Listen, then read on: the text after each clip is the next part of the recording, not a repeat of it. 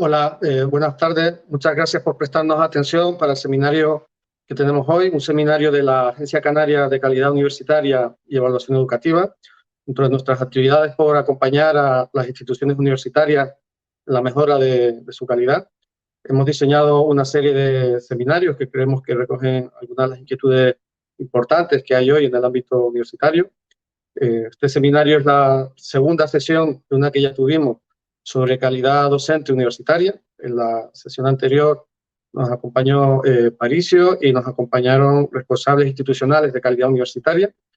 En esta tenemos con nosotros a Miguel Zabalza, catedrático de la Universidad de Santiago, con una muy amplia experiencia en investigación didáctica universitaria, director de la Red Española de Didáctica Universitaria y también de organismos internacionales dedicados a la didáctica universitaria, con un libro que va a salir dentro de poco. En principio, creo, por lo menos a Canarias no ha llegado, pero creo que en la península puede que ya esté disponible, precisamente sobre el tema que hoy nos va a tratar, que son las coreografías universitarias. Como veremos luego, una metáfora muy potente que mejora nuestra comprensión sobre el trabajo que se hace en la universidad.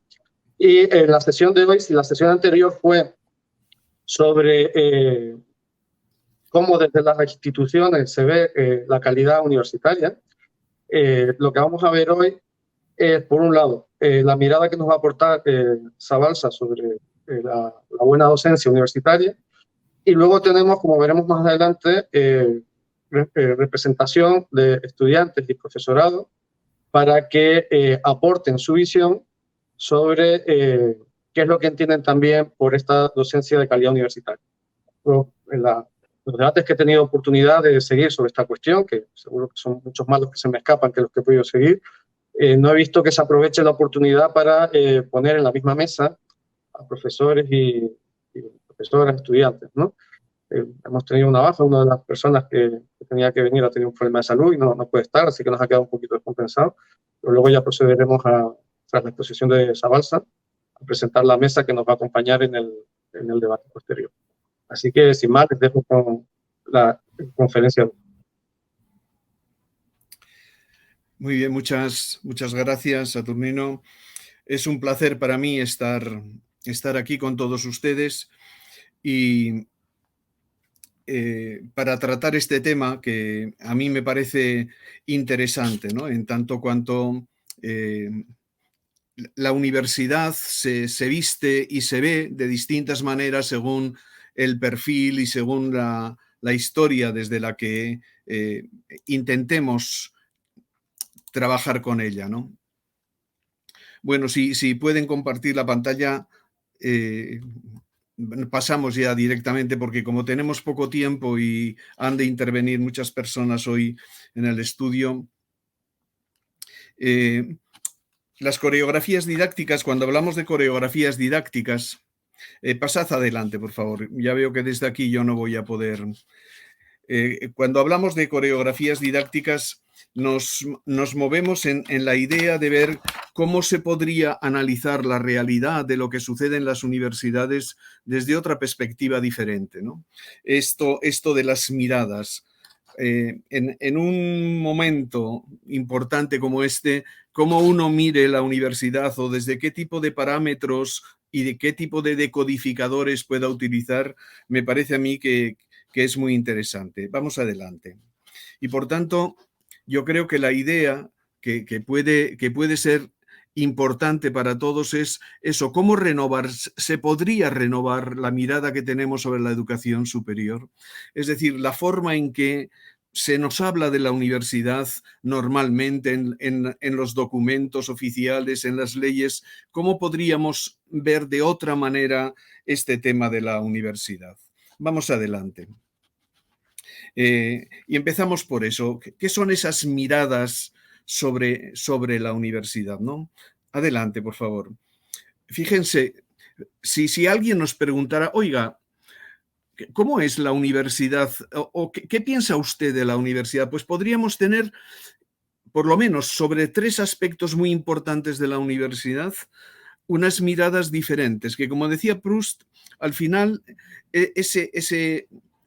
esa forma de entender las cosas comienza por la mirada, por cómo cómo lo analizas, ¿no? Para mucha gente, desde luego, y si veis en la columna de la izquierda, para mucha gente la universidad es ese espacio académico, ese local académico donde se va a enseñar y aprender. Y esa es la mirada a la que estamos acostumbrados con respecto a la universidad. Muy diversa mirada sería si viéramos la universidad no solamente como un espacio donde se va a aprender y a enseñar, sino donde se vive. Y esto nos llevaría a considerar de otra manera absolutamente diferente el tema de qué cosas se pueden hacer en la universidad, de qué forma la universidad influye en las personas y la vida en la universidad influye en las personas, ¿no?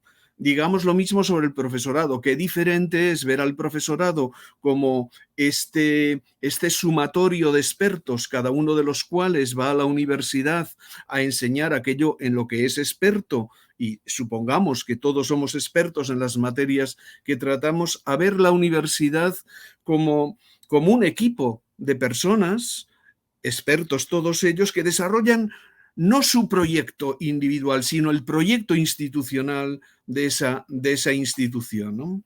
Y por tanto que hay un proyecto de la institución que se va desarrollando a través del personal que se va incorporando a ese equipo que desarrolla ese proyecto en la universidad. Una mirada totalmente diferente, ¿no? O si hablamos de los estudiantes y entendemos a los estudiantes como aquellas personas que vienen a la universidad a adquirir, a apropiarse de los conocimientos que allí se les van a transmitir y por tanto, no sé, a integrar dentro de sí esos conocimientos, a que viéramos otra mirada muy diferente a los estudiantes como personas jóvenes o adultas que construyen su conocimiento en aquel contexto. Son ellos los que van construyendo su conocimiento en aquel entorno que está preparado para que ellos le puedan sacar el máximo partido, ¿no? Este es el valor de las miradas, que al final me hacen percibir aquella cosa que yo quiero analizar desde una perspectiva diferente. Vamos adelante, por favor. Y en ese contexto de diversas miradas, la pregunta que yo me he hecho ha sido, oiga, y en este mundo en el que estamos, vamos adelante, en este mundo en el que estamos de presión por lo científico,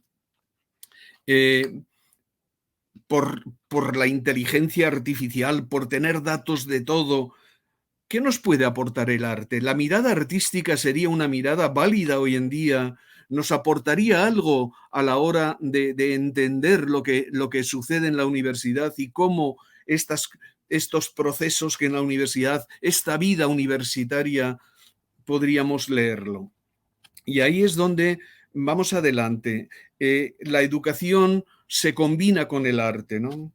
Este ha sido un dilema clásico en la didáctica, el tema de la relación entre ciencia y arte en nuestra enseñanza, ¿no? ¿Qué es la enseñanza? ¿Es ciencia o es arte? Nosotros, bueno, los que somos ya de una cierta edad, cuando hicimos nuestras oposiciones, teníamos que presentar una memoria en la que teníamos que hablar de qué era nuestra materia, la didáctica, la enseñanza universitaria, qué era, si era ciencia. Nosotros siempre decíamos que la didáctica es la ciencia que estudia y regula los procesos de enseñanza y aprendizaje. Una pretensión que no siempre ha sido demasiado positiva, ¿no? Por otro lado, la Real Academia define la enseñanza o la didáctica como el arte de enseñar y algunos, diríamos, han ido más allá diciendo que enseñar es todo un arte, ¿no? En fin, la historia está para mí.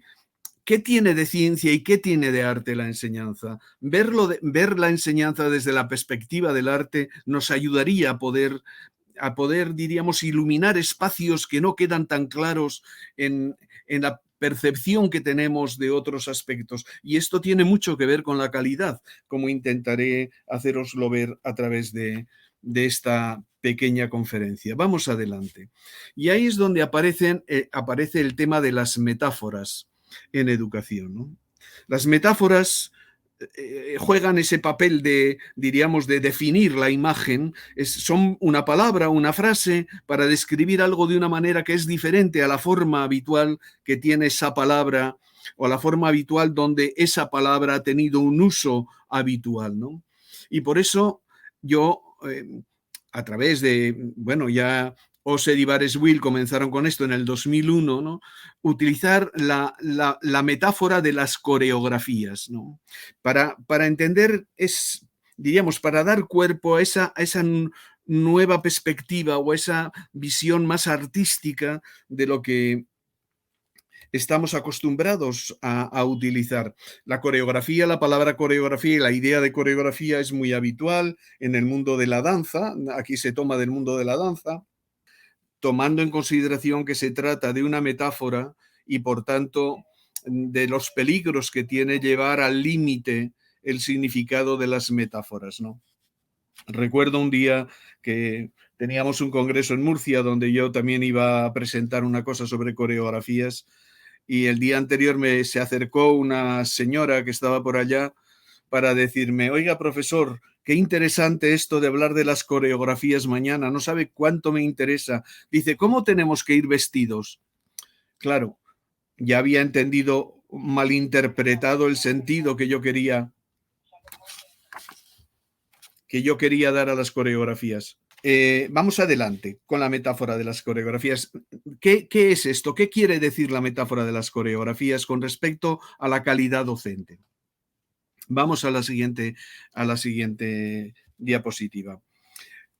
Oser y Bareswil, que fueron los primeros que empezaron a hablar de este tipo de cosas, planteaban, vamos a ver, tomada la metáfora del mundo de la danza, el mundo de la danza implica una doble condición. Hay un bailarín del que se espera que en el trabajo que va a hacer, en la performance que va a desarrollar, él ponga todo lo que tiene de sí mismo. Es decir, él de alguna manera se desarrolle creativamente y dé lo mejor que puede dar en esa actividad, ¿no? Pero a la vez él sabe que está limitado por una coreografía, que es la que marca los elementos, los parámetros externos en los cuales se va a mover, ¿no? Con lo cual, esto viene traducido esto en términos académicos, podríamos decir, podríamos señalar, un buen bailarín con una mala coreografía seguramente no hace un buen espectáculo, hace un espectáculo mediocre, porque aunque él ponga todo lo que tiene de sí mismo, si la coreografía no le acompaña, no va a poder obtener un buen resultado. Y a la inversa, un bailarín mediocre con una buena coreografía estará en condiciones de poder hacer un gran espectáculo. Traduzcámoslo a términos académicos. Un buen estudiante o un buen profesor con una mala coreografía, por mucho que se esmere, al final no va a obtener un buen resultado. Por eso yo estoy muy en contra de esta idea de que la calidad de la enseñanza la hacen los profesores. No. Un profesor como bailarín no puede hacer nunca una buena calidad de la enseñanza si la coreografía en la que está trabajando, la coreografía institucional, no es buena.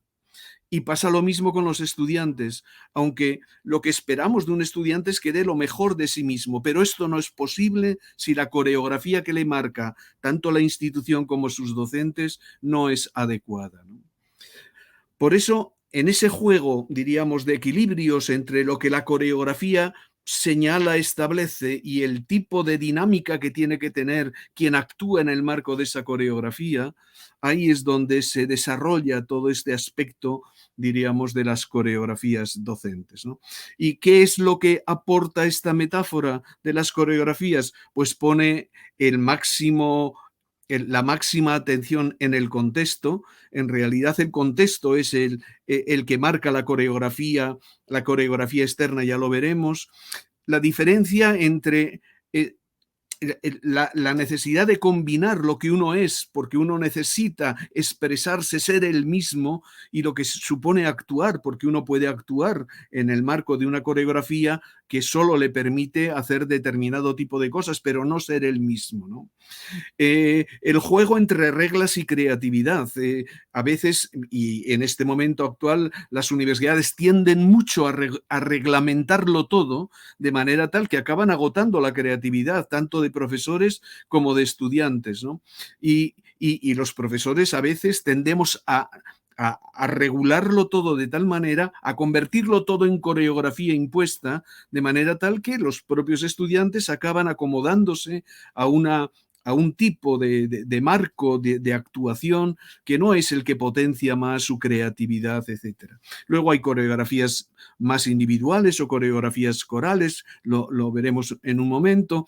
Hay unas coreografías muy centradas, muy estructurales, muy fijas de antemano. A veces cuando uno dice que va a trabajar por proyectos o dice que va a trabajar con una determinada metodología que ya está muy estructurada en cuanto a la coreografía que marca esa línea de trabajo, ¿no? Y otras coreografías más abiertas a la improvisación, al ir integrando de diversos elementos. Hay coreografías presenciales, obviamente, y coreografías virtuales. Lo hemos visto durante el tiempo de la pandemia, de qué forma tan grande han cambiado las coreografías, tanto para profesores como para estudiantes, y esto que se ha llamado el Corona Teaching, cómo nos ha hecho variar y cómo ha significado una forma muy diferente de afrontar la enseñanza.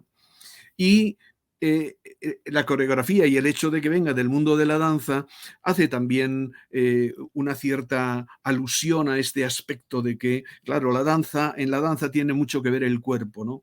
Y no solamente la mente. Y en la enseñanza tendemos a despreciar el cuerpo y todo lo que está muy vinculado al cuerpo y centrarlo demasiado en lo que es la mente. Y sin embargo, también hemos visto ahora en el periodo de la pandemia cómo el cuerpo resulta muy importante en el trabajo que vamos haciendo. Vamos adelante. En definitiva, porque no me dará tiempo a desarrollar el tema, las coreografías tienen 4 elementos fundamentales, en esto no son nada novedosas. Hay una planificación, un propósito, una forma de visualizar lo que uno va a pretender desarrollar. Luego hay una coreografía externa, que es todo ese marco contextual en el cual se van a desarrollar las cosas, una coreografía interna, y hablamos de coreografía interna para referirnos al proceso que los sujetos o que diríamos las unidades dentro de ese juego de coreografía, que cada bailarín, cómo va a procesar mentalmente cada bailarín el trabajo que está haciendo, es decir, lo que pone suyo en ese proceso, ¿no?, interior. Y luego los resultados de aprendizaje, que es lo que de alguna manera va a aparecer como performance final, ¿no? Vamos adelante. Podemos saltarnos esto, vamos a la siguiente. Entonces, ¿cuál es la idea para mí más importante de lo que la metáfora de las coreografías nos viene a decir?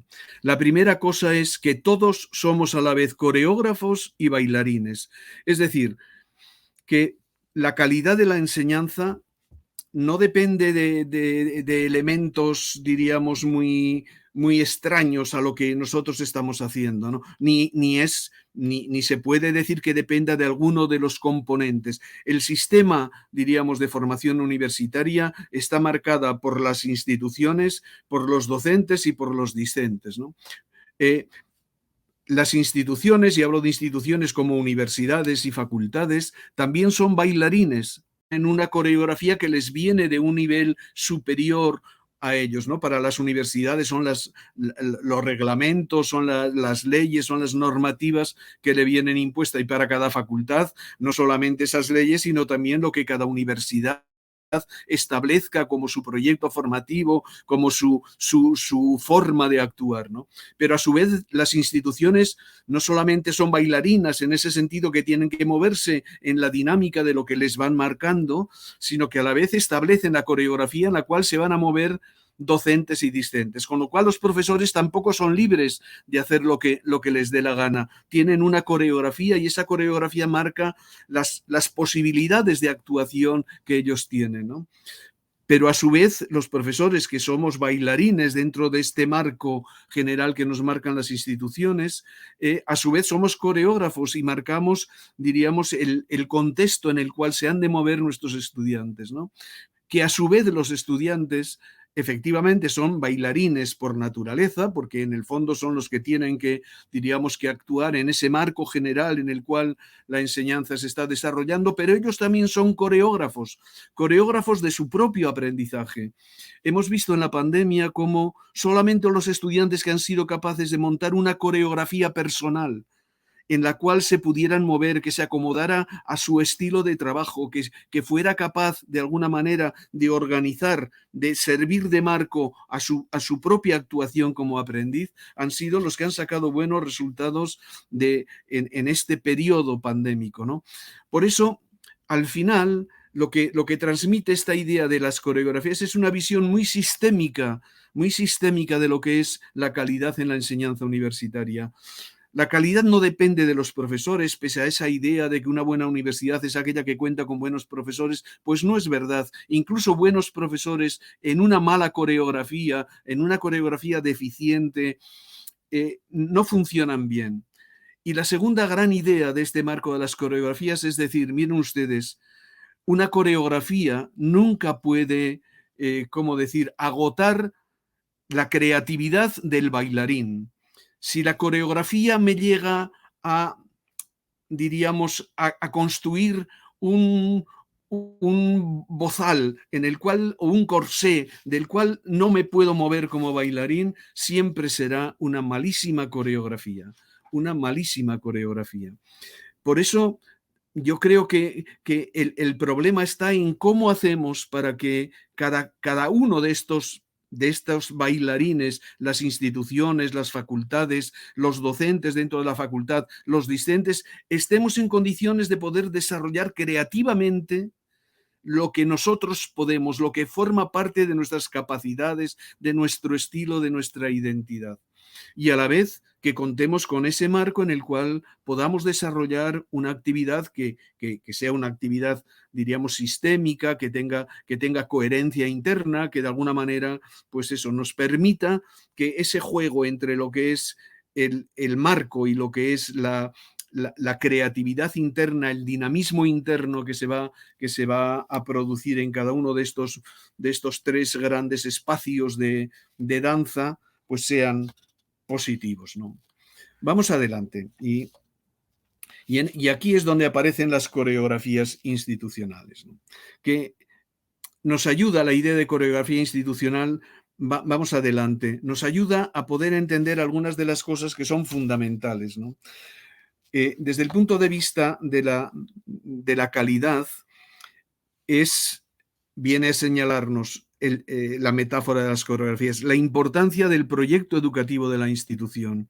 Es decir, una institución universitaria tiene que tener su propio proyecto, tiene que tener su propio estilo. Es un bailarín que desarrolla lo mejor que es capaz de hacer ese proyecto de formación que pretende desarrollar a través de sus diversos escenarios de trabajo, ¿no? El currículo como proyecto coral.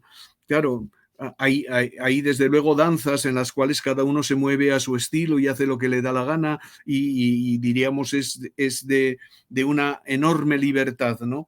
Pero una coreografía marca la idea de que en realidad estamos trabajando en un proyecto, es la institución la que tiene un proyecto y ese proyecto se transforma, ese proyecto es el que da lugar a la coreografía. Ahora estamos con el proyecto 822 del 2021, justamente viendo cómo se pueden desarrollar planes de estudio que realmente respondan a ese marco coreográfico que la propia universidad, al que la propia universidad tiene que responder porque le viene de fuera en términos de un real decreto, pero a la vez respetando lo que vaya a ser el estilo, la propuesta original de cada universidad, ¿no? Pero además tiene más cosas, quiero decir, al final, si la institución en el marco, diríamos, de lo que ha sido esta experiencia por la que hemos pasado, se constituye como una organización coherente internamente. Por eso decía el tema del cuerpo antes, como en la danza el cuerpo, es decir, es difícil que que un grupo coral funciona adecuadamente si no está satisfecho, si no se cuida, diríamos, el bienestar, la forma de trabajo de la gente que está trabajando en ese coro. Y eso, y la necesidad de equilibrio entre el proyecto institucional y la iniciativa docente, puesto que los docentes van a ser los bailarines que se van a mover en el marco de esa coreografía que marca la institución, que establece la institución para el conjunto de las personas que van a trabajar ahí, que son los bailarines que se van a mover en el marco de esa coreografía. Y cuando hablo de coreografías institucionales, me estoy refiriendo tanto a la coreografía de toda la universidad, de cada una de las universidades, como una entidad, como un bailarín, una entidad, diríamos, que baila en ese proceso de identitario que el conjunto tiene, ¿no? Como cada una de las subunidades de esa institución, las facultades, los institutos, es decir, todos en el fondo constituyen esos núcleos institucionales que se van moviendo en el marco y van generando ese marco coreográfico para quienes están trabajando en su seno, ¿no? Vamos adelante. En este contexto de las coreografías didácticas externas, bueno, pues, ¿qué forman parte de esas coreografías? Pues tanto las consignas y las instrucciones que se nos demanden, la organización de los tiempos y de los espacios, las tareas y ritmos que se establezcan, los sistemas de relación, diríamos, la cultura institucional que de alguna manera se está moviendo dentro de ese marco, ¿no? Y en ese sentido podemos encontrarnos con coreografías, algunas que son muy minimalistas, prácticamente la institución desaparece porque lo que prima es la identidad, diríamos, como coreógrafos de cada profesor. Cada uno hace lo que le da la gana o casi lo que le da la gana en ese sentido, y hay otras muy enriquecidas donde ya no es solamente ese trabajo de cada clase, sino que uno tiene salidas al extranjero, tiene prácticas, tiene laboratorios, diríamos, se organiza el conjunto del trabajo que allí se va a hacer de una manera mucho más rica, ¿no? Hay coreografías muy individuales y coreografías más corales. Hay coreografías que son autosuficientes, es decir, que todo lo que se va a desarrollar en esa coreografía ya está dentro del marco inicial que se ha establecido, y hay otras que son incompletas y que se van enriqueciendo a medida que van sucediendo cosas y se van ampliando los esquemas y los escenarios de trabajo, ¿no? Hay unas que ya son predeterminadas, ya decía antes, cuando uno quiere trabajar un modelo determinado que ya está muy establecido, que ya está muy cerrado en sí mismo, o hay coreografías generativas que van incorporando cosas a medida que va avanzando el proceso, ¿no? Y hay coreografías muy genéricas y hay otras mucho más situadas, es decir, si nosotros queremos actuar diríamos, como un conjunto de universidades que ya puedan tener un cierto modelo, o lo nuestro tiene mucho más que ver con nuestro contexto, con la forma de trabajar en nuestro entorno determinado, ¿no? Es decir, las coreografías externas. Pero más interesante que esto, me parece a mí, vamos a la siguiente. Un pequeño modelo en el que hemos venido trabajando nosotros de algunos elementos que nos ayudarían en esa mirada sobre qué otra forma de ver la calidad universitaria tendríamos. Visto esto desde una perspectiva bastante clásica en la didáctica, esto del triángulo, ¿no? Pero con algunas variables que para nosotros han sido muy importantes a la hora de ir desarrollando este concepto de las coreografías, ¿no? ¿Qué marcaría una coreografía de calidad en la enseñanza? Por supuesto, los tres componentes fundamentales y clásicos de cualquier tipo de análisis, diríamos, de lo que es la enseñanza, ¿no? Los profesores, los estudiantes y los contenidos. Los profesores pueden ser mejores o peores porque tienen más experiencia, porque conocen más el mundo profesional al que se refieren, porque están en un nivel de desarrollo profesional diferente. También los estudiantes pueden ser diferentes entre sí y con mayor capacidad y mayor experiencia etcétera, y los contenidos son muy diferentes entre sí y también van a marcar muy diversas coreografías, ¿no? Pero más que esto, que ya es lo que siempre diríamos se toma en consideración, a mí me ha interesado mucho destacar las variables dinámicas que configuran este marco coreográfico. Por ejemplo, hablando de coreografías institucionales como estamos ahora, ¿no? ¿Qué relación hay entre los profesores entre sí? Es decir, ¿cómo trabajan los profesores en esta institución? ¿Trabajan individualmente? ¿Trabajan en equipos? ¿Trabajan en grupos? ¿Existen mentorías entre profesores? ¿Existe esa colaboración? Es decir, ¿qué tipo de relación entre los profesores en cuanto al trabajo, la coreografía institucional que se desarrolla en esta institución? ¿Cómo marca el trabajo? ¿Cómo define el trabajo de los profesores? ¿Son unidades, diríamos, que desarrollan su propio proyecto y que trabajan fundamentalmente a solas, o estamos propiciando modelos mucho más corales, mucho más de trabajo en equipo?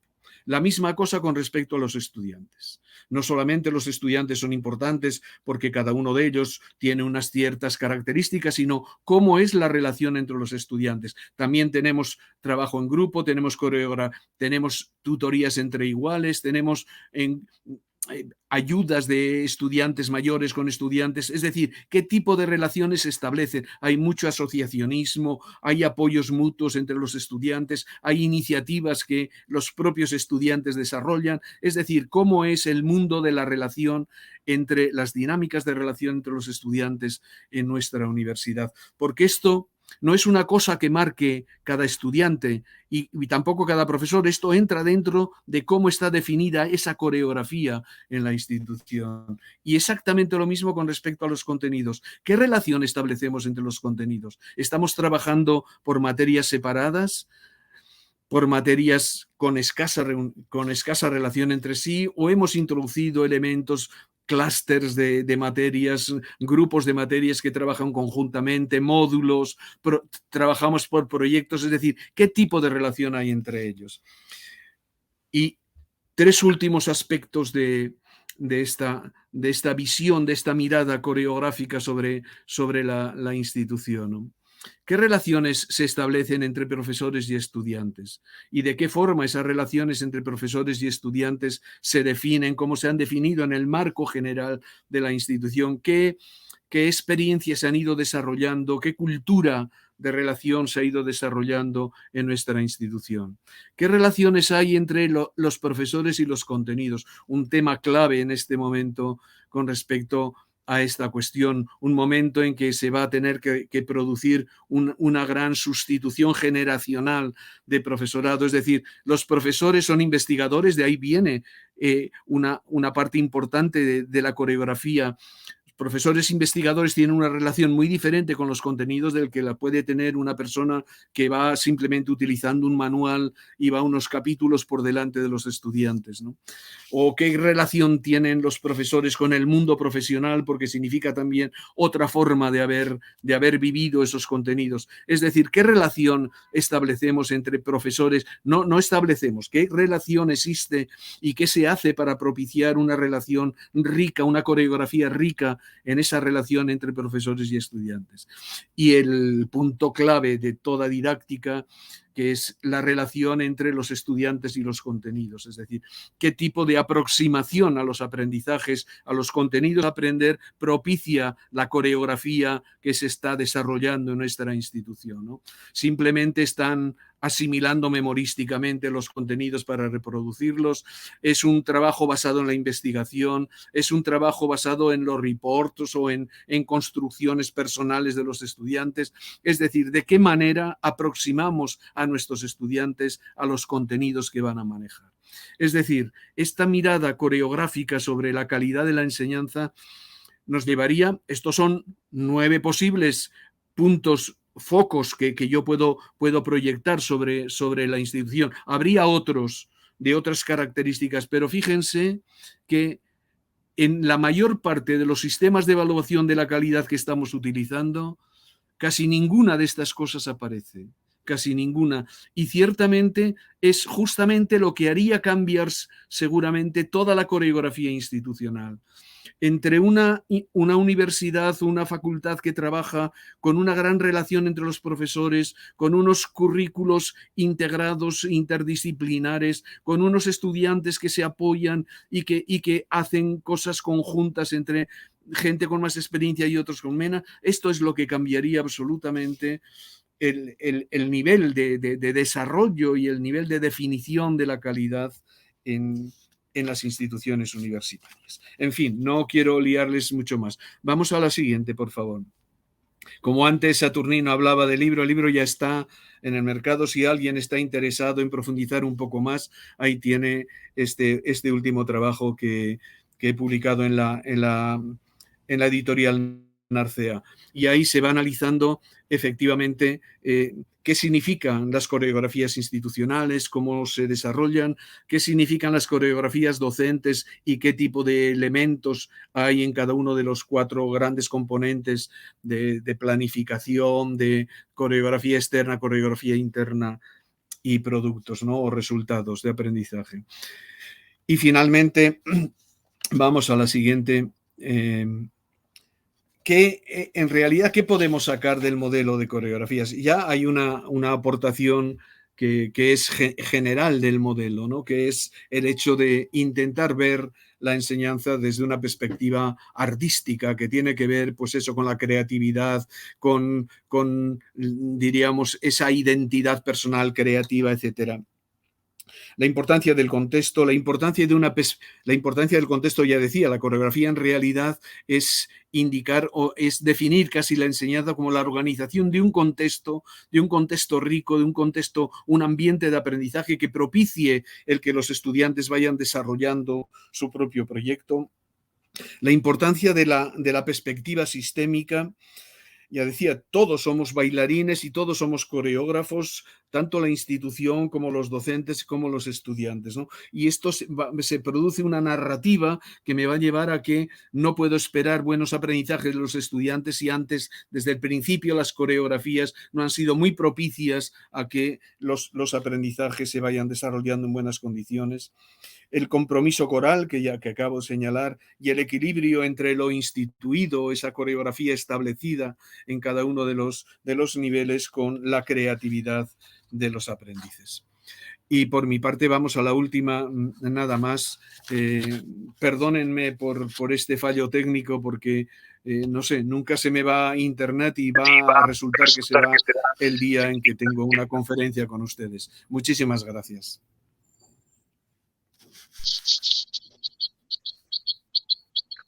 Hola, bueno, pues seguimos con nuestra sesión después del sabotaje de los electroduendes que hemos sufrido. Y la verdad es que ha sido como muy apropiado hablar hoy de coreografía, sabiendo que este viernes será el día de la danza. Y ahora seguimos con este baile sobre la calidad docente y pasamos a ver las perspectivas que tiene profesorado y alumnado.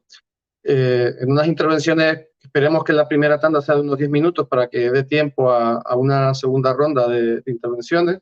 Vamos a tener con nosotros a Jesús González Sánchez, que forma parte del movimiento estudiantil de la Universidad de Las Palmas de Gran Canaria, a Pino Palacio Díaz, que es profesora titular de universidad en Ingeniería Agrónoma en la Universidad de Las Palmas de Gran Canaria. Ha sido presidenta de la Junta de Personal de dicha universidad y es vicedecana de Calidad e Igualdad y además ha desempeñado un papel importante en la negociación del docente de la Universidad de Las Palmas. Y Amador Guarro Payá, catedrático de didáctica de la Universidad de La Laguna, ha sido director de departamento y decano de la facultad. Tiene una dilatada carrera de investigación en cómo mejorar la educación desde la perspectiva de la didáctica, siendo sensible a la diversidad del alumnado. Entonces, para ordenar un poco el turno, vamos con Jesús González Sánchez, luego con Pino Palacio Díaz y después con Amador Guarro Payá. Y luego espero que haya espacio para un debate un poco más fluido y luego ya finalizaré yo la sesión. Así que, sin más, le doy la palabra a Jesús González Sánchez. Bueno, buenas tardes a todos y a todas. Espero que estén bien en esta tarde de martes.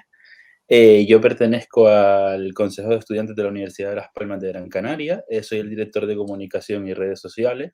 Y también, bueno, pues estudio el grado en Educación Primaria en la Universidad de Las Palmas, algo que tiene que ver bastante con la didáctica.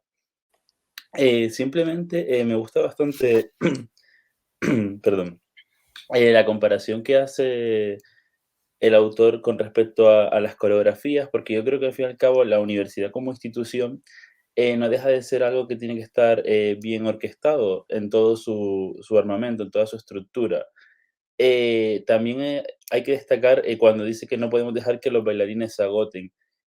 Bajo mi consideración, creo que a día de hoy la universidad y el sistema ha hecho que los mismos profesores se acaben agotando de su trabajo, de la carga de burocracia, sobre todo, que hace cuesta arriba todo el proceso. Y creo que esa inflexibilidad que el propio sistema aporta en su estructura hace que no podamos aprovechar todo el potencial que tienen que ofrecer los docentes a la hora de impartir sus contenidos, ni los alumnos a la hora de aprovechar aquella formación que reciben.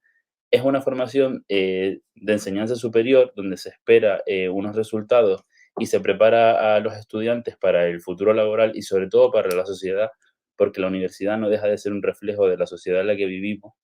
Y sin embargo, a veces pues agotamos esa burbuja, esa mini sociedad, la agotamos a burocracia, a papeleo, y no permitimos esa flexibilidad en el aula, que sí se puede ver más en otras etapas, por ejemplo, en educación primaria, esa flexibilidad, ese trabajo por proyectos, se puede ver más en la práctica. Sin embargo, yo no sería capaz de ver un aprendizaje basado en proyectos en un aula de universidad. O sea, para mí sería a día de hoy impensable. Sí es verdad que sería algo grato de ver, porque no dejaría de ser una utopía, pero creo que poco a poco estamos en el camino de mejorar esa didáctica y ese sistema universitario.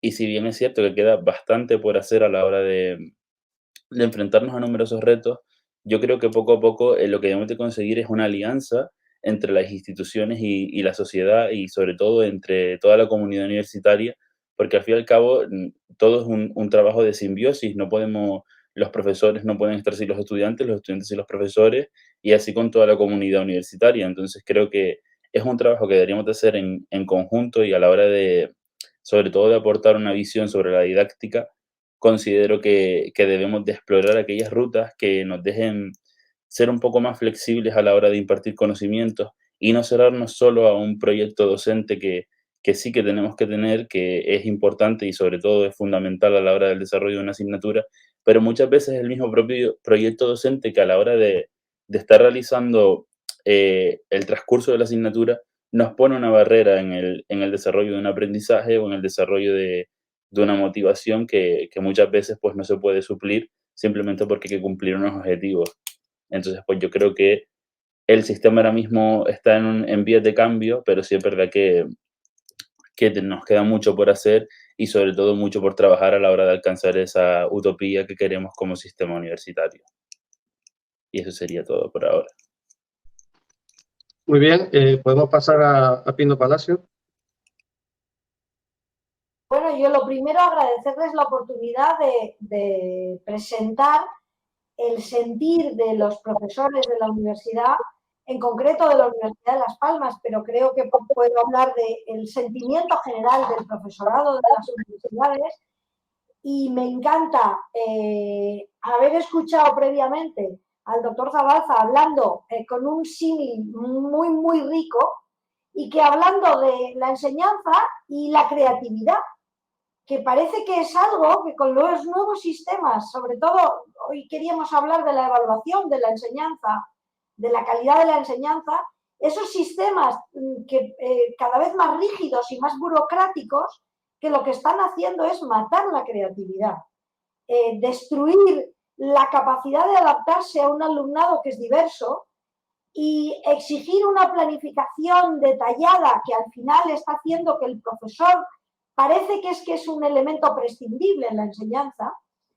Y también me ha encantado ver cómo pone un gran énfasis en el contexto, porque lo que los profesores hemos percibido es que las autoridades académicas no están muy interesadas, cuando hablamos de evaluación de la calidad de la docencia, no están muy interesadas en evaluar el contexto, porque el contexto no es responsabilidad del profesor y resulta que ellos diseñan un programa para evaluar la calidad de la docencia y termina siendo una herramienta para evaluar al profesorado en su desempeño profesional. Entonces, cuando no tenemos claro lo que estamos haciendo, para qué sirve, y nos confundimos, lo que sale, muchas veces el producto es un mal producto. Nosotros, en concreto, en la Universidad de Las Palmas, tenemos un modelo que además está acreditado, que cumple con los estándares, y sin embargo los profesores somos muy críticos con ese modelo. Y cuando tú preguntas a los profesores, el ítem peor valorado de nuestra evaluación teóricamente de la docencia, pero que termina siendo una evaluación del profesorado, el ítem peor valorado es el de si sirve de reflexión sobre el proceso de docencia. Entonces, si no sirve para reflexionar, poco puede aportar en la mejora. Entonces, la idea es que todos estos procesos de evaluación hay que repensarlos. Si no tenemos claro el modelo al que queremos ir, si no tenemos claro qué supone mejorar la calidad de la docencia, si eso no está bien, los procesos que diseñemos no tendrán un buen resultado. Y de momento lo voy a dejar ahí para que sean más ricas las intervenciones. Hola, sí, pasamos a Amador Guarro. Buenas tardes. Bueno, pues ha sido interesante la propuesta de Miguel Zabalza, que viene trabajando en ella desde hace mucho tiempo, y creo que es una metáfora potente. Yo creo que se puede interpretar de muchas maneras. A mí me interesa resaltar en este momento la idea de coherencia institucional, porque creo que hay una gran incoherencia en todo lo que hacemos en la universidad, ¿no? Estoy de acuerdo con lo que ha dicho el estudiante. Por cierto, te invito a que vengas a mis clases. Mis alumnos trabajan la teoría por proyectos desde hace mucho tiempo, y además en el grado de primaria, que igual te venía bien, ¿no? Pero claro, venimos sufriendo coreografías muy interesantes. El Plan Bolonia, por ejemplo, es una gran coreografía que todos tuvimos, bueno, muchos tuvimos grandes esperanzas en que esto pudiera cambiar de verdad la Universidad Española. Y luego hemos tenido distintas coreografías, ¿no? Lo mismo que las reformas educativas en la enseñanza universitaria, pues también en la universidad se están produciendo constantes coreografías donde se detecta una desconexión total entre lo que se pretende, la coreografía que nos ofrece, que es muy bonita, muy moderna, muy tal, pero luego a la hora de hablar de condiciones organizativas y de condiciones de trabajo del profesorado, ese capítulo sigue ausente en todas las coreografías. Y el profesorado efectivamente está ya muy harto, ¿no?, de tener que intentar llevar a la práctica esas coreografías sin los apoyos institucionales necesarios, ¿no? Y las primeras incoherencias las cometen los propios equipos rectorales, ¿no? Y yo creo que en mi dilatada carrera en la universidad, llevo ya 42 años dando clase, he pasado por todos los tipos de ideologías y de enfoques de los equipos rectorales, y todos tienen el mismo problema, ¿no? Yo no sé, a lo mejor es mejor una coreografía utópica que sabemos que no se va a la práctica, pero que ilusiona, a una coreografía realista, ¿no? Por ejemplo, actualmente la Universidad de La Laguna tiene un modelo docente de calidad, el denominado MECA, modelo de enseñanza centrada en el alumnado, que se supone que es el referente para la formación, para la evaluación, para la innovación, ¿no? Todo tiene que ser coherente con todo eso. Pero claro, ese modelo me parece muy interesante, pues requiere de unas condiciones que no se dan, ¿no? Es imposible El primer principio de ese modelo habla del aprendizaje activo, autorregulado y cooperativo que tiene que realizar el alumnado. Pero es que el aprendizaje cooperativo, vengo trabajando en ello en la universidad y fuera de la universidad, pues hace más de 15 años o quizás ya 20, requiere unas condiciones. Yo trabajo por proyectos de investigación cooperativos con mis alumnos y ¿sabes cuántos alumnos tengo en clase? 94. Creo grupos cooperativos de 4 o 5 alumnos y tengo 19 grupos cooperativos. ¿Qué seguimiento puedo hacer yo de ese aprendizaje? Porque claro, una cosa es que yo cree las condiciones para que el alumnado interactúe y construya conocimiento, pero la supervisión de esos procesos es imprescindible. Yo solamente puedo intervenir al final de los procesos y durante la clase que voy de grupo en grupo a ver, pero claro, 19 grupos, la mitad de las veces hay grupos que no me da tiempo a ir. En fin, yo resaltaría esa incoherencia institucional que ya viene machacándonos al profesorado desde hace mucho tiempo. Y eso, entre otras cosas, ha conducido a que la calidad de la docencia universitaria y la calidad educativa en general en la universidad sea de papel, está en los papeles, pero no está después en las aulas. Yo estoy harto de decirle cada vez que me han aplicado docencia, de decir, no, mire, usted pone aquí que si he presentado algún proyecto de innovación. No, yo no presento proyectos, yo hago innovación en el aula. Venga usted a mi aula, obsérveme y si ve que eso es innovador, pues me lo tenga en cuenta y si no, no. Como decía Pino, la compañera, estamos matando todas las iniciativas porque todo lo que no pase por la burocratada de presentar un proyecto, de no sé qué, de no sé cuánto, pero ¿y la realidad? Porque el propio docencia dice que lo que interesa es lo que ocurre en el aula, pero a nadie le interesa lo que ocurre en el aula de verdad. Vino un inspector una vez a entrevistar a mi alumnado e invité a entrar a mi clase. Dije, entre usted y vea lo que hay. No, yo no puedo entrar a tu clase, que esto es público. Aquí puede entrar en mi clase quien le dé la gana, a mí me da igual, pase usted. No se atrevió a entrar. En ese sentido, yo creo que hace falta una revisión muy, muy a fondo del tema, ¿no? Fíjense, el modelo que les digo, que se supone que tiene que ser el que oriente todas las decisiones docentes de la Universidad de La Laguna, como digo, no hay condiciones organizativas previstas para llevarlo a cabo. Lo único que tenemos, lo más parecido, es el reglamento de organización docente, que por cierto se acaba de aprobar en La Laguna para organizar la docencia al curso que viene. Y en su artículo 9, cuando habla de la definición, numeración y cuantificación de las actividades docentes, habla de los tipos de grupos que tiene que haber los alumnos, ¿no? Volviendo a Bolonia otra vez. Y habla del tipo 1, grupo grande, que aquí en nuestra universidad se aplica para la teoría, ¿vale? Cuando digo grande estoy hablando de tamaño 80 y se desdoblará cuando el número de alumnos sea de 100 si el área puede, si no 120. Pero es que se desdobla pero no se contrata después profesorado. O sea, ¿qué se puede hacer con un grupo de 100 o 120 personas? Clases magistrales, que las hace falta que haya. Entre proyecto y proyecto, yo doy una clase magistral que sitúa que tal y que cual, es bueno, vale. Seguimos el segundo grupo, grupo mediano, grupo de prácticas, en torno a 40. Pero si no hay disponibilidad docente, puede llegar hasta 60 alumnos, ¿vale? Un grupo de prácticas de 60 alumnos. Ya me explicarás qué es lo que se puede hacer en ese sentido. Pero luego hay dos tipos de agrupamiento, que es el grupo pequeño, actividades de prácticas que por su naturaleza requieren grupos pequeños, por ejemplo, clases de laboratorio, salidas de campo, etc.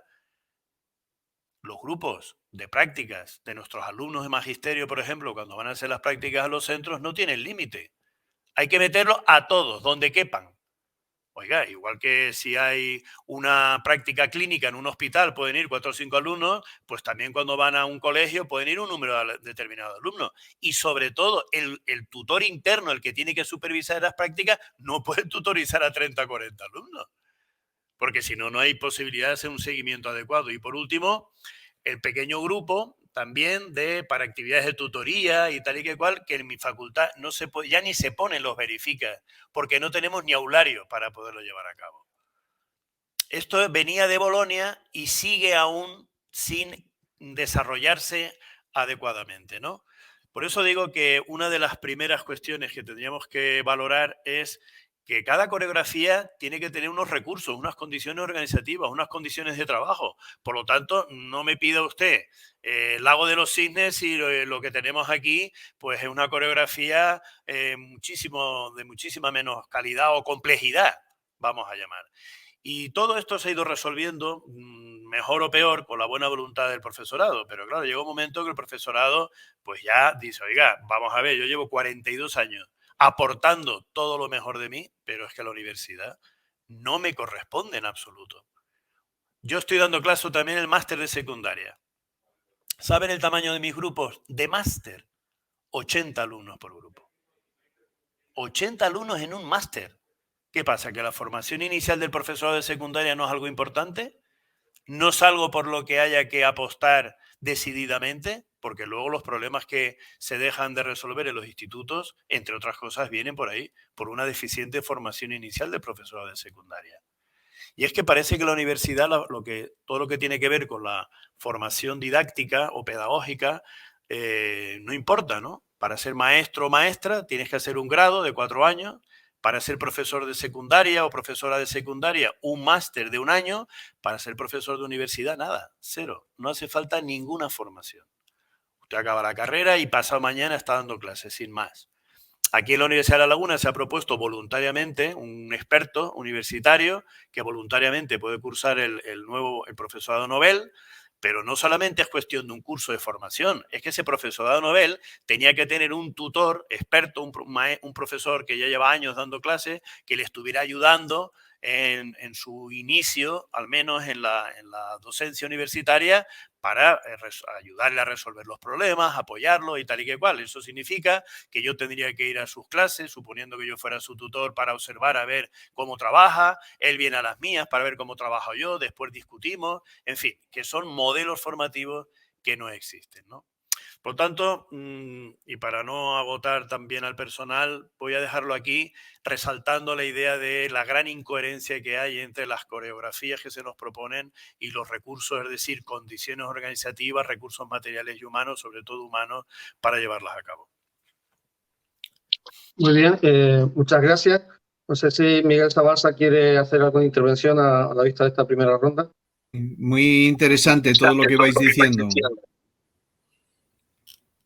Muy bien. ¿Quiere una intervención más? Precisar, sí. Pino. Mi compañero de La Laguna era mi reivindicación de que se estudiara el contexto, porque yo le he llamado contexto, pero es esa coreografía institucional, eso que condiciona muchísimo la docencia, ya por dar datos, en la Universidad de Las Palmas, el estudiante repetidor cuenta como media persona. Entonces, cuando te dicen que tienes un grupo de 90, a lo mejor realmente hay 120, pero como los repetidores cuentan la mitad, pues ese tipo de cosas, la institución no está interesada en evaluarlas. La institución está interesada en programas de evaluación del docente para tomar medidas contra el docente, para clasificarlo rígidamente en A, B, C o D, para decirle usted tiene que mejorar porque lo está haciendo mal. Pero, por ejemplo, en el programa de docencia de la Universidad de Las Palmas se evalúa el contexto, pero luego no se tiene en cuenta. Entonces, tenemos profesores que a lo mejor dan 3 asignaturas distintas en 3 sedes distintas y todavía les dices que por qué no han hecho este año un programa de formación. Pues mira, que es que solo con preparar las clases y darlas. Entonces, es ese divorcio entre la realidad y lo que ponen los papeles, lo que además frustra muchísimo a los profesores. En la Universidad de Las Palmas, cuando se ofrece un curso de formación docente bueno, siempre se genera una lista de espera. Claro, hay otros cursos de docencia que es que simplemente la gente no se apunta porque a la gente no le interesa. Entonces, la percepción que tenemos los profesores de universidad es que estamos muy motivados por hacer las cosas bien. Pero cuando llegan todos estos sistemas burocráticos y al final te asignan una letra que dices, es que resulta que soy D, o sea, soy lo peor de lo peor. Y soy lo peor de lo peor, pero sin embargo, por ejemplo, mis estudiantes me han evaluado bien. Y digo, ¿y por qué soy lo peor de lo peor? Entonces yo, en las comisiones de seguimiento del docencia, por ejemplo, se daba la circunstancia de un profesor que era D, pero era D en una asignatura troncal de primero que tenía más de 100 estudiantes. Y sin embargo, era A en una asignatura de cuarto que los estudiantes estaban muy motivados y no era una asignatura de contenidos básicos, sino era una asignatura mucho más aplicada. Entonces, la pregunta ¿es que el docente es malo o es que el contexto es distinto?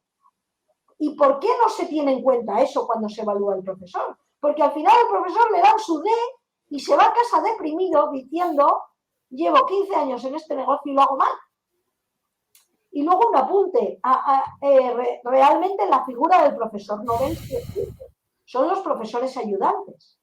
El tema es cuántos profesores ayudantes estamos contratando. Son el relevo generacional natural de los profesores que ya estamos mayores. Pero ¿cuántos profesores ayudantes estamos contratando? En mi facultad, por ejemplo, hay 0 profesores ayudantes. Claro, yo estoy de acuerdo contigo. Un profesor ayudante va con el profesor más experto a sus clases, ve la reacción de los estudiantes, ve los problemas y aprende. Pero si no contratamos profesores ayudantes... No, pero Pino, vamos a ver, ese es otro tema que no sé si procede a hablar hoy, pero sí influye en la calidad de la enseñanza. Se están utilizando los contratos, los distintos tipos de contratos, no para establecer una carrera docente con lógica, sino para cubrir las necesidades docentes de la manera más barata posible. Y más no nos urgente. equivoquemos.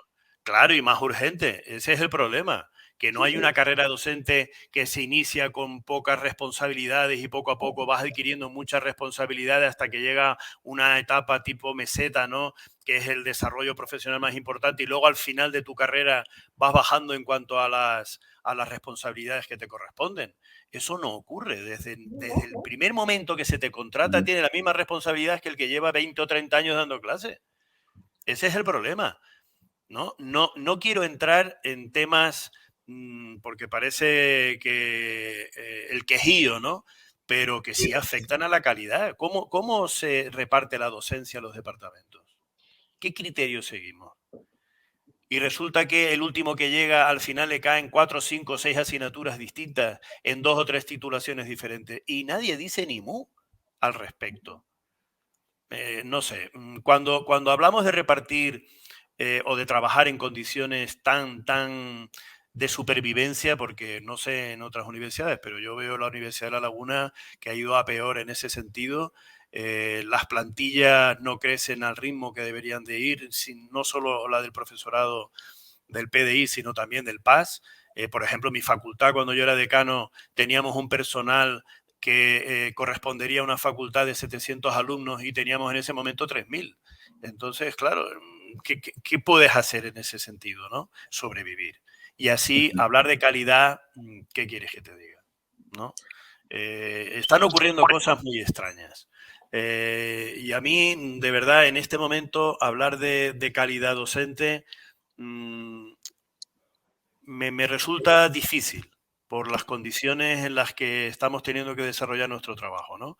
Y luego se llegan a incoherencias impensables, ¿no? Este año hemos tenido un conflicto en nuestra facultad con los TFGs porque había un área que ya no tenía más capacidad docente para poderlos atender y dijo que no los asumía.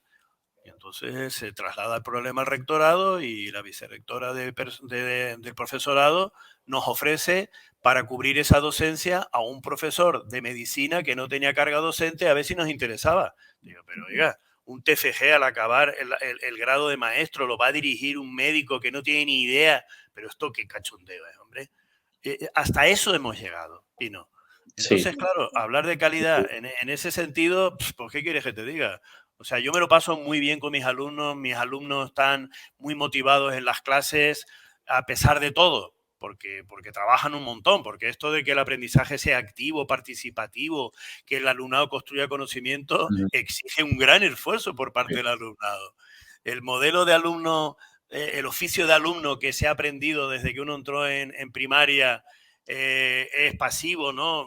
Échame, yo voy llenando, ¿no? Como decía Freire, la educación bancaria, voy llenando, luego te lo vomito en un examen y elimino materia, es más cómodo y lo domino. Cuando llega a clase dices, no, perdona, tienes que trabajar antes de ir a clase y tienes que estar trabajando con tus colegas en el grupo cooperativo en clase. O sea, ellos no paran ni un minuto. Y al final me lo dicen, dice, oye, es que es más agotador trabajar así que de la otra manera. Pero aprendes más, sí, aprendo más, estoy más contento y tal y que cual. Y todos estamos un poco, porque ellos requerirían de más atención por mi parte en la supervisión de las tareas, pero como digo, es que es imposible, ¿no? Entonces, Miguel tiene razón cuando habla de la necesidad de compartir esa coreografía. Yo eso lo llamo coherencia institucional. Aquí la gente no puede ir por libre, pero ya te digo, desde la propia configuración de los planes de estudio, ¿qué criterios utilizamos para crear los planes de estudio? ¿De lo mío qué? Y es lo único que me importa, cómo coloco yo mi materia, no si mi materia, ¿qué puede aportar mi materia al perfil profesional de ese graduado que queremos formar? Esa es la pregunta, no al revés. Hay que meter mi materia como sea, con calzador, para contar lo que sea.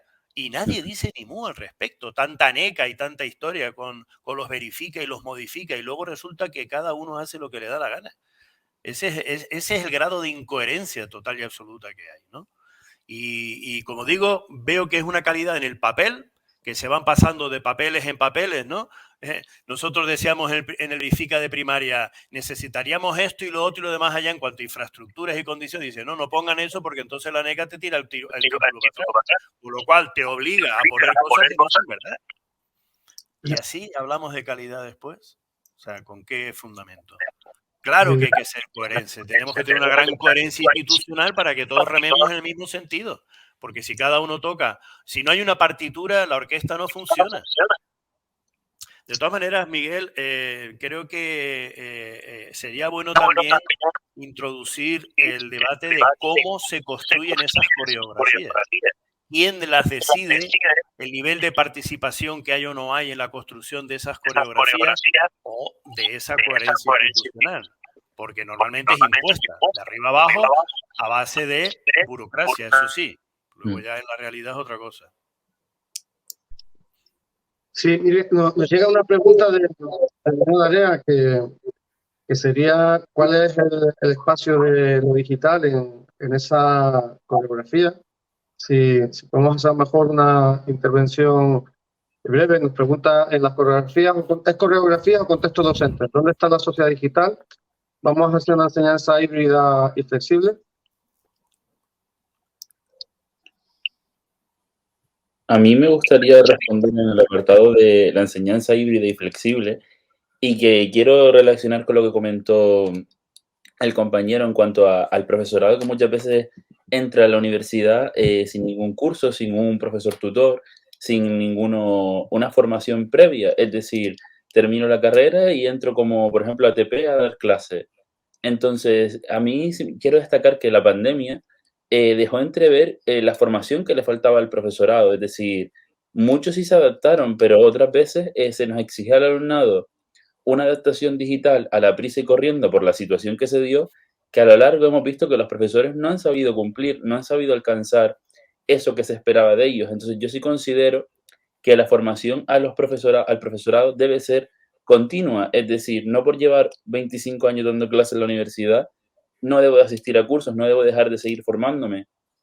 Algo que en el mundo de la educación es continuo. Yo sé que estoy terminando el grado de educación ahora, pero sé que dentro de 20 años voy a tener que seguir formándome en las nuevas metodologías. La institución muchas veces se llena la boca sobre metodologías que no somos capaces de cumplir porque no tenemos los recursos. Hablamos de metodologías activas, por ejemplo, de enseñanza al aire libre, de enseñanza con dispositivos que la propia universidad no tiene. Es decir, no podemos hablar de calidad cuando los recursos escasean. ¿Cómo no vamos a tener un profesorado quemado si tienen clase 120 personas? Es decir, es un suplicio para mí como estudiante, pero es un suplicio para el docente que tiene que atender a 120 personas en un margen de 2 horas. Es imposible, o sea, es inabarcable. Y ya no digo ya actividades de prácticas donde no se puede hacer una flexibilización. ¿Cómo no vamos a estar hartos de las clases magistrales si es que no se puede optar a otra cosa? Es decir, tenemos el espacio que tenemos en muchas instalaciones, es decir, limitado, y no podemos hacer actividades de innovación que nos permitan mejorar nuestro sistema ni nuestra formación, porque simplemente el propio sistema nos ha puesto la barrera a la hora de ejercer ese derecho, por así decirlo, o esa amplitud de conocimiento. Entonces, ¿podemos hablar de educación híbrida y flexible a día de hoy? ¿Flexible? No. Yo creo que no, porque los recursos que tenemos son limitados y no podemos hablar de una calidad, como ya han comentado, que simplemente se queda en el papel. Híbrida, pues bueno, creo que poco a poco lo hemos conseguido, pero creo que se queda en el camino y que creo que debemos de seguir trabajando en ello. Sí, estamos ya haciendo un poco justos con el tiempo previsto. Si me dejan hacer una recapitulación, un lado desde lo que es la calidad universitaria y las agencias de calidad, hay un reto para ver cómo conseguimos hacer un diseño de evaluación, de aseguramiento de la calidad, que no sea una carga burocrática vacía, sino que ayude a recoger evidencias que acompañen a esta coreografía. Creo que un aspecto muy interesante de la aportación que se hace de esta perspectiva de la coreografía es que supera el debate que parece que todo cae sobre el profesorado, o como mucho entre el profesorado y el alumnado, y pone el énfasis en el contexto institucional, que muchas veces no se tiene en cuenta a la hora de evaluar la docencia, y como bien estamos viendo por los problemas que surgen en las aulas, más allá de la propia calidad de una persona como profesor o de una persona como estudiante, existen contextos institucionales, unas veces recursos como puede ser la ratio, otras veces puede ser diseño institucional que facilite o dificulte determinadas actividades innovadoras. Entonces creo que enriquece mucho la perspectiva de qué es la calidad docente, no solo una cosa que pasa entre un profesor, una profesora y sus estudiantes, sino una cosa que tiene que ver con un proceso mucho más amplio. Y luego creo que la metáfora es muy poderosa, porque es una metáfora, por un lado, que abre el espacio de lo pensable en un mundo en que estamos dominados, en que la relación entre estudiantes y profesorado es una relación entre empresas y clientes o algo así, o un prestador de servicio y un cliente, que es otro tipo de metáfora que también se usa mucho en educación y que puede ayudar en algunos momentos a la hora de exigir responsabilidades, pero que limita mucho nuestro pensamiento sobre lo que es la calidad docente, ¿no? Y frente a eso, el modelo de coreografía yo creo que permite un análisis que en última instancia pone toda la carne en el asador de la experiencia docente, ¿no? ¿En qué sentido la experiencia docente? Que yo creo que todos hemos tenido la experiencia cuando sale bien una clase, tanto el profesorado como el alumnado se van contentos y felices para clase. Eso es como cuando uno va a bailar y la experiencia es positiva, se lo ha pasado bien bailando. Eso es la resonancia, una relación con el mundo que hace que el mundo tenga sentido. Y frente a eso está la aceleración. La aceleración cuando vamos como pollos sin cabeza por la universidad, tanto estudiantes como profesorado. Y sería esa sensación como cuando uno va a bailar y se está todo el rato pisando y entorpeciendo con la otra persona, que resulta una experiencia desagradable, ¿no? Entonces, en muchas ocasiones, el exceso de pensar una educación demasiado idealizada, se nos olvida de que lo que tiene que estar en el núcleo de la experiencia educativa es precisamente cómo buscar esa resonancia y que esa resonancia sea un medio para el aprendizaje significativo. Tampoco nos podemos quedar solos en ese momento de encuentro comunitario y yo diría incluso carismático, ¿no? Y la dificultad, que yo veo que es bastante compleja, es cómo hacer un diseño institucional que facilite la resonancia y que evite la aceleración. Creo que es el problema que nos ha venido en los últimos años. Se ha señalado, por un lado, los problemas de los recursos, que pues, si tienes mucha gente y poco tiempo, pues no te queda más remedio que ir acelerado por la vida. Y también, por otro, los aspectos normativos, que eso atañe un poco más a las agencias de calidad y es algo sobre lo que estamos reflexionando. Ya con todo esto, pues doy por finalizado el seminario de hoy. Les invito al próximo. Estamos pensando hacer otro seminario. Si hemos hablado de calidad docente, vamos a hablar de calidad de la investigación, de la posibilidad de los límites y las disfunciones que se están generando, sobre todo en los modelos bibliométricos, de medir la calidad de la investigación y esperemos que al comienzo del curso que viene podamos participar en este seminario que estamos preparando. Ya sin más, pues muchas gracias por su atención, muchas gracias a las personas que han decidido participar activamente en la jornada de hoy, a los invitados en la mesa, y pues ya sin más, hasta la próxima. Cordial saludo.